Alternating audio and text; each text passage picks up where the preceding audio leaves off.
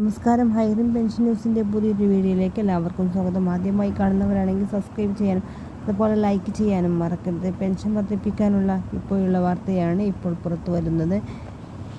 നിലവിൽ ലഭിക്കുന്ന സാമൂഹ്യ സുരക്ഷാ പെൻഷൻ ഉയർത്തി 2500 രൂപയാക്കുമെന്നായിരുന്നു സർക്കാരിൻ്റെ ആദ്യ വാഗ്ദാനം.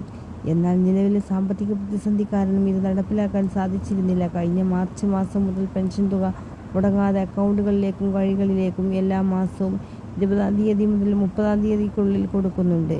ഇനി 5 മാസത്തെ പെൻഷനാണ് കുടിശ്ശിക ശേഷിക്കുന്നത്. എങ്കിൽ പോലും രണ്ട് മാസത്തെ ഓണത്തിന് മുന്നോടിയായി തന്നെ സർക്കാരിൻ്റെ സഹായമിട്ട് അക്കൗണ്ടുകളിലേക്കും കൈകളിലേക്കും എത്തിച്ചേരുന്നതാണ്. അതായത് 3200 രൂപ. ഇതിനായി സർക്കാരിന് 18 കോടി രൂപയാണ് വരും.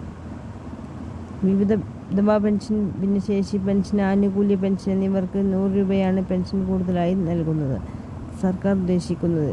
ഇത് വളരെ വൈകാതെ തന്നെ പ്രാബല്യത്തിൽ വരുമെന്നും അതുപോലെ തന്നെ റിപ്പോർട്ടിൽ പറയുന്നത് 1600 രൂപയിൽ നിന്ന് 100 രൂപ വർദ്ധിപ്പിച്ച് 1700 രൂപയാക്കുമെന്നാണ് സർക്കാർ ഇപ്പോൾ പറയുന്നത്.